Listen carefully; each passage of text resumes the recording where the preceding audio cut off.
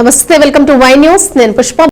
This news sponsors by Shri Krishna enterprises. Railway station ఎదురుగా మా వద్ద అన్ని టీవీలు, ఏసీలు, ఫ్రిడ్జ్లు మరియు అన్ని రకాల ఫర్నిచర్ హోల్సేల్ ధరలకు అమ్మబడును. ఈ కృష్ణ ఎంటర్ప్రైజెస్ కు విచ్చేయండి. రైల్వే స్టేషన్ ఎదురుగా, main road, Tuni. Proprietor Tamarana Satyanarayana.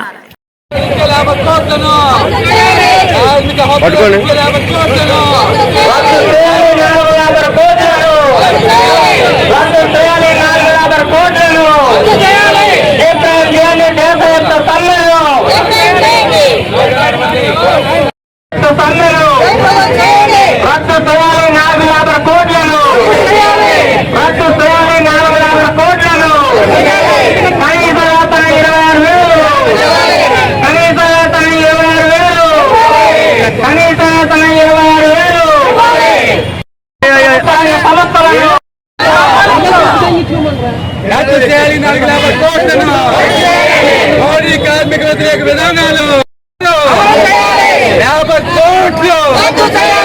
కార్మిక వ్యతిరేక 25,000 కనీస వేతనం 25,000.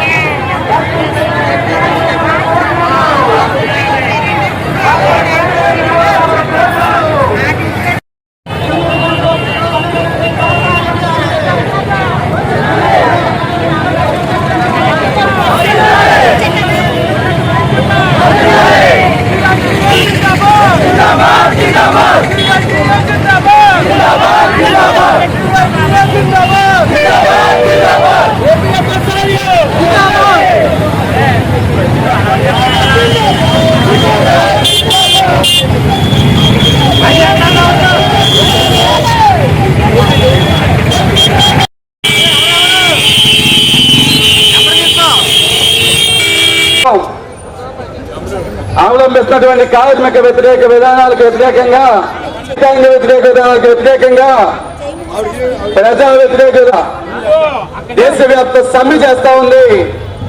ఈ సమ్మెలో ఉన్నటువంటి సంఘటిత అసంఘటిత రంగ కార్మికులు, ప్రభుత్వ రంగ సంస్థలు ఉన్నటువంటి ఉద్యోగులు, కాంగ్రెస్ ఇంకా వెనక గ్యాప్ లో ఉన్న వాళ్ళు ముందుకు రండి. ఇంకా వెనుకున్నటువంటి ఇండస్ట్రియల్ కాంగ్రెస్, కార్మిక వర్గం అందరూ ఈరోజు దాన్ని ఆహ్వానిస్తాం. కాబట్టి కాంగ్రెస్ ఇవాళ ఇది ప్రారంభం మాత్రమే. 4 లేబర్ కోడ్లు రద్దు చేసేంత వరకు ఈ కార్మిక పోరాటం ఆగదు.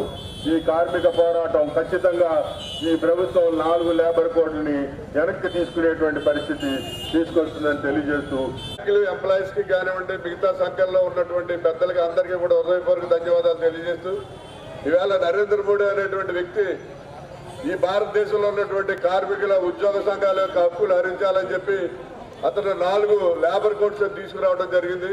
దీనివల్ల కార్మికులు అనేక సంవత్సరాలుగా పోరాడి సంపాదించినటువంటి కార్మికుల హక్కులన్నీ కూడా కాలరాసేసి అతను అందరినీ కూడా ఒక బానిసలాగా, అటు పారిశ్రామికవేత్తలకి కానివ్వండి, ఇటు వ్యవసాయ ఉత్పత్తులు చేసి వ్యవసాయంలో పనిచేసుకునే వారిని, భూస్వాములకి, వీళ్ళందరినీ బానిసలు చేయాలని చెప్పి ఒక కుటిలమైన ప్రయత్నం చేస్తున్నాడు. ఈవేళ భారతదేశంలో ఉన్నటువంటి గవర్నమెంట్ ఇండస్ట్రీస్ అన్ని కూడా ప్రేమంగా మనం సభ పెట్టుకుని మాట్లాడుకున్నాం. నాడు 2025 సంవత్సరంలో దేశవ్యాప్త సమ్మె జరిగినప్పుడు లేబర్ కోడ్లకు వ్యతిరేకంగా ఆ రోజు 25 కోట్ల మంది సమ్మెలో పాల్గొన్నారు. ఈరోజు ఇప్పుడే సోషల్ మీడియాలో, ఇంగ్లీషు మీడియాలో వస్తున్నటువంటి లెక్కల ప్రకారం చూస్తే ఈ రోజు సమ్మెలో దేశవ్యాప్తంగా ఇప్పటికీ 54 కోట్ల మంది కార్మికులు, ఉద్యోగులు పెద్ద ఎత్తున సమ్మెలో పాల్గొన్నారని చెప్తా ఉన్నారు. 6 నెలల కాలంలో సమ్మెలో పాల్గొన్న కార్మికుల సంఖ్య దేశంలో రెట్టింపు అయిన పరిస్థితి కనిపిస్తా ఉంది. నరేంద్ర మోడీ ప్రభుత్వానికి, బీజేపీ ప్రభుత్వానికి చెప్పదలుచుకుంది, మోడీ నీ రోజులు దగ్గర పడ్డాయి. కార్మికుల పొట్టగొట్టి కార్పొరేట్ల కొమ్ము కట్టేటువంటి నీ దుర్మార్గపు విధానాలని కార్మిక వర్గం నేల కేసి కొట్టే రోజు రాబోతా ఉంది, గుర్తుపెట్టుకో అని చెప్పిన వేళ కార్మిక వర్గం తరఫున హెచ్చరిక చేయదలుచుకున్నాం. ఈ దేశంలో నరేంద్ర మోడీ ప్రభుత్వం అధికారంలో కొనసాగుతా ఉంది. ఎంత దుర్మార్గమైన పరిస్థితి ఉన్నదంటే 12 ఏళ్ల క్రితం నాడు రాజమండ్రి మెయిన్ రోడ్ మార్కెట్ లో ఉన్న వ్యాపారాలకి 12 ఏళ్ల తర్వాత రాజమండ్రి మెయిన్ రోడ్ లో వ్యాపారస్తులు గిలగిలా కొట్టుకుపోతున్న పరిస్థితికి చూస్తే నరేంద్ర మోడీ తెచ్చినటువంటి జిఎస్టీ గాని, నోట్ల రద్దు గాని, ఆయన తీసుకొచ్చినటువంటి విధానాలు గాని ఇవాళ సామాన్యుల జేబుల్లో డబ్బులు లేకుండా చేసి ఇవాళ రాజమండ్రి లాంటి పెద్ద మెయిన్ రోడ్ లో వ్యాపారాలే లేకుండా దివాళా ఎత్తిపోయే పరిస్థితికి, వ్యాపారాలే కాదు భారతదేశమే దివాళా తీసే పరిస్థితికి వేళ మోడీ ప్రభుత్వాలు వచ్చినాయి. ఆయన ఆర్థిక మంత్రి నిర్మలా సీతారామన్ గారు పార్లమెంట్ లో బడ్జెట్లు ప్రవేశపెట్టినప్పుడు దాదాపు 53,000 కోట్ల రూపాయల పెద్ద బడ్జెట్ ప్రవేశపెట్టారు. 53,000 కోట్ల రూపాయల్లో ఇవాళ ఈ దేశంలో ఉన్న 140 కోట్ల జనాభాకి ఏమిచ్చారని చూస్తే చెప్ప మిగిల్చారు. 53,000 కోట్ల రూపాయల్ని దేశంలో అదానీ, అంబానీ లాంటి కార్పొరేట్ల సేవలో ధరించడానికి ఇవాళ బడ్జెట్ లో అన్ని అంకెలు కనిపిస్తా ఉన్నాయి. దాదాపు గత 5 కంపెనీలకి 5 లక్షల కోట్ల రూపాయల రుణాలు, బ్యాంకు రుణాలు మాఫీ చేశారు. 12 లక్షల కోట్ల రూపాయలు మద్దతులు ఇచ్చారు. 12 లక్షల కోట్లు, 5 లక్షల కోట్లు అంటే దాదాపు 17 లక్షలు. ఈ రోజున దేశవ్యాప్తంగా ఫిబ్రవరి 12వ తారీఖున సార్వత్రిక సమ్మె జరిగింది. ఈ సార్వత్రిక సమ్మెలో వేలాదిగా కార్మికులందరూ కలిపి పాల్గొనడం జరిగింది. కార్మిక చట్టాలకు వ్యతిరేకంగా ఈ మోడీ ప్రభుత్వం ఈ రోజున చాలా దారుణమైన పరిస్థితులు తీసుకొచ్చి కార్మికులను నడ్డెరగొట్టే పరిస్థితి తీసుకొచ్చింది. ఏదైతే 150 సంవత్సరాల చరిత్ర కలిగిన కార్మిక చట్టాలకి సంపాదించుకున్నారో ఆ చట్టాలన్నింటిని కొన్ని చట్టాలను రద్దు చేసి అందులో 4 కోట్లని సబ్మిట్ చేసి ఈ వాటిల ద్వారా కార్మికులందరినీ కూడా ఇబ్బందుల పాలు చేయాలని చెప్పి చూస్తుంది. ప్రతి దాన్ని ప్రైవేటీకరణ చేసి సంస్థలన్నీ కూడా నాశనం చేసి ప్రైవేటీకరణలో సాలరీస్ కూడా తక్కువ ఇచ్చి చాలామంది పని దినాలను కూడా ఎన్నో వేల సంవత్సరాలు బట్టి కార్మికులు చట్టాల కోసం పోరాడితే పని దినాలని 8 గంటల పాటు పని దినాలని 12 గంటలు ఈ రోజున చేయడానికి మోడీ ప్రభుత్వం చేస్తుంది. ఇది చాలా దారుణమైన పరిస్థితి. ఇటువంటి పరిస్థితుల నుంచి దేశంలో ఉన్నటువంటి అన్ని కార్మిక సంఘాలు కలిసి ఈ రోజున సమ్మె ద్వారా నిరసన తెలియజేస్తూ ఈ రోజున ఈ యొక్క ర్యాలీని ప్రవేశించడం జరిగింది. అందులో ఈ ర్యాలీలో AITC, CITU, INTUC, YSR TUC ఇంకా ఇతర కార్మిక సంఘాలు అన్నీ కూడా పాల్గొనడం జరిగింది. దీంట్లో Sappa Adinarayana YSR Congress party trade union జిల్లా అధ్యక్షులుగా నేను కూడా, నాతో పాటు కార్మికులు పాల్గొనడం జరిగింది. దేశవ్యాప్త సమ్మెను జయప్రదం చేయండి. దేశవ్యాప్త సమ్మెను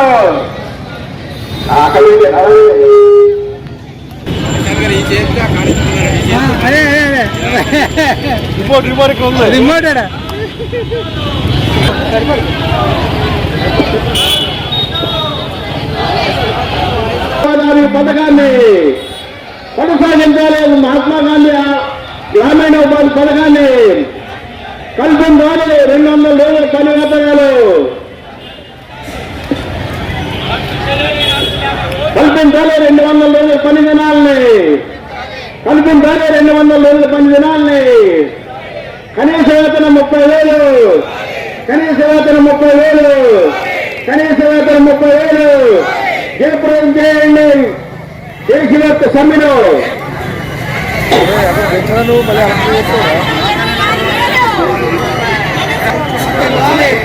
పైకి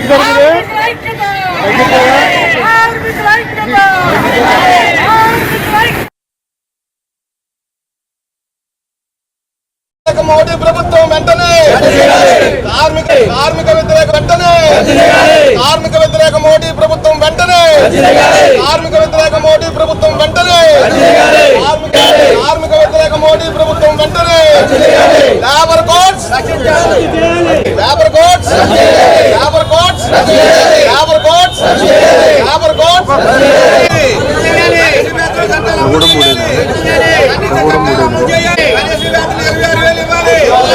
కనీస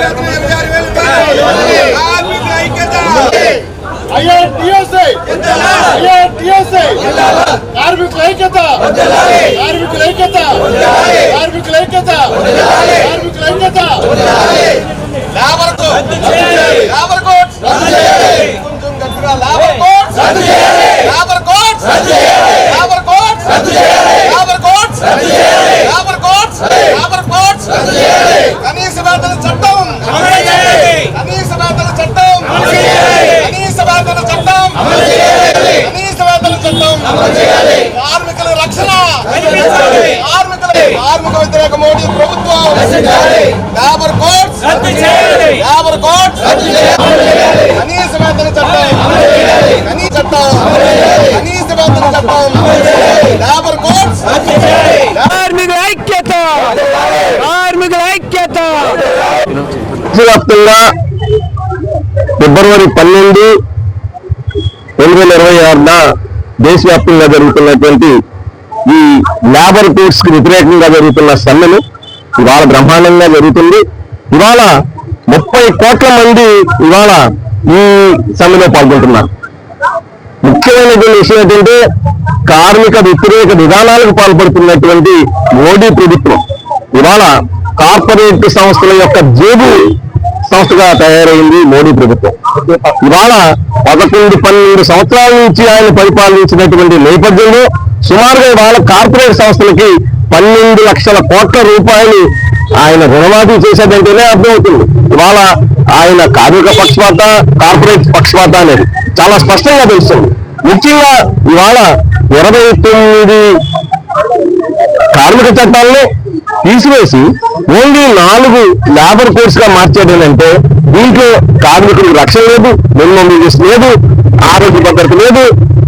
అలాగే 1886లో సాధించుకున్నటువంటి చికాగో నగరంలో సాధించుకున్నటువంటి 8 గంటల పని దినాలు తీసేసి ఇవాళ 10 నుంచి 12 గంటలు చేస్తేనే అర్థమవుతుంది ఈ యొక్క కార్పొరేట్ సంస్థలకి ఏ రకంగా దోచిపెడుతున్నాడు. ఇటువంటి ప్రభుత్వాన్ని పూర్తి స్థాయిలో గద్దె దించాలనేటువంటి ఆలోచన ప్రతి కార్మికుడు కలిగింది. వచ్చే ఎన్నికల్లో ఈ పూర్తి స్థాయిలో మోడీ ప్రభుత్వాలు గద్దె దించే వరకు నిద్రపోవాలని చెప్పేసి ఈ రోజు మేము అందరం కూడా శపథం చేస్తున్నాం. Thank you.